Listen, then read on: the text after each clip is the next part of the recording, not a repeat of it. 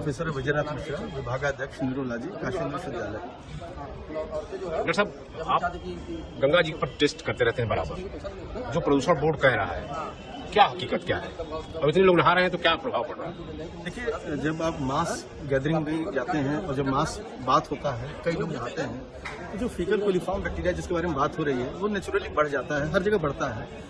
दिक्कत क्या है कि उसको लोग गलत तरीके से इंटरप्रेट कर रहे हैं कि जो आप फीकल कोलिफॉर्म का जो टोटल डेंसिटी है वो मान लीजिए गंगा जी में आपने टेस्ट कर लिया, लेकिन हम लोग दूसरा और जो टेस्ट कर रहे हैं जिसको हम कहते हैं फेज डेंसिटी। तो गंगा जी का पानी ही एक ऐसा पानी है जो जल है जिसे हम कहते हैं अमृत, उसमें क्वालिटी है कि ये बैक्टीरियोफेज प्रोड्यूस करता है।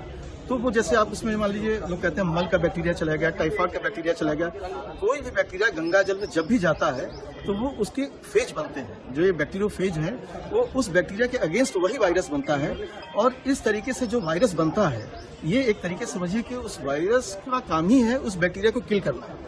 अब गंगा जी के लिए कहते हैं कि दरस परस मज्जन अरुपाना, आप समझिए केवल आप गंगा जल एक बार छू लीजिए तो आपके दोनों हाथों पर करोड़ों बैक्टीरियोफेज चिपक जाएंगे, जो कि आपके जीवन में कहीं नहीं जाएंगे। आप कितना भी हाथ धोइएगा, आजीवन हाथ धोते रहिए, लेकिन वो जो बैक्टीरियोफेज है वो क्वालिटी कहीं नहीं जाएगी।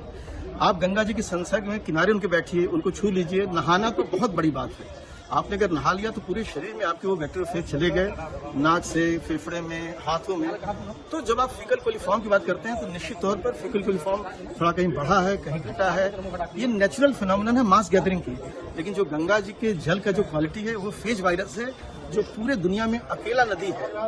ये एक इनकी क्वालिटी ये फेज प्रोड्यूस करने की और कहीं नहीं मिलेगी। गंगा का पानी के प्रदूषण से गंगा का जल अपने में ही अमृत क्यों कहते हैं, इसका एक बहुत बड़ा रीजन है बैक्टीरियोफेज।